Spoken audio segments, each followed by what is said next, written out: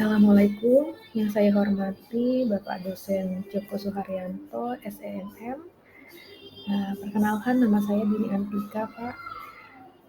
Saya akan membahas UTS Perekonomian Indonesia. Bagaimana cara menghindari middle income trap pada Indonesia? Menurut pendapat perspektif saya, dilihat dari yang pertama kebijakan fiskal, kedua kebijakan moneter, dan ketiga kebijakan utang luar negeri. Menurut kebijakan fiskal, 1. Cara menghindari middle income trap pada Indonesia adalah meningkatkan investasi pada sektor-sektor yang memiliki potensi untuk tumbuh dan berkembang, seperti industri manufaktur dan teknologi informasi. Yang kedua, pemerintah juga perlu memperkuat infrastruktur dan meningkatkan kualitas sumber daya manusia melalui pendidikan dan pelatihan. Dan yang ketiga, pemerintah perlu mempertimbangkan faktor-faktor seperti inflasi dan defisit anggaran dalam merancang kebijakan fiskal yang efektif. Dengan demikian, kebijakan fiskal yang tepat dapat membantu negara menghindari middle income trap dan mencapai pertumbuhan ekonomi yang berkelanjutan.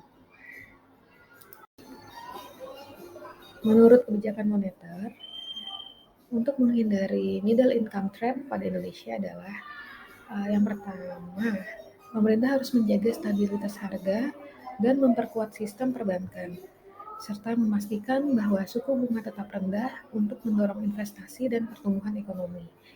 Yang kedua, pemerintah harus memberikan insentif kepada sektor swasta untuk melakukan investasi dalam inovasi dan teknologi.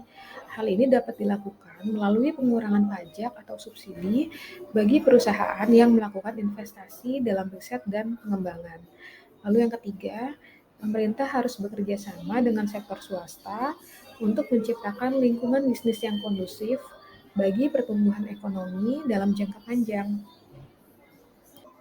Yang terakhir, cara menghindari middle income trap, menurut perspektif pendapat saya, dilihat dari sisi kebijakan utang luar negeri adalah yang pertama, kebijakan utang luar negeri dapat membantu negara untuk meningkatkan investasi dalam sektor-sektor yang strategis seperti infrastruktur, industri, dan teknologi.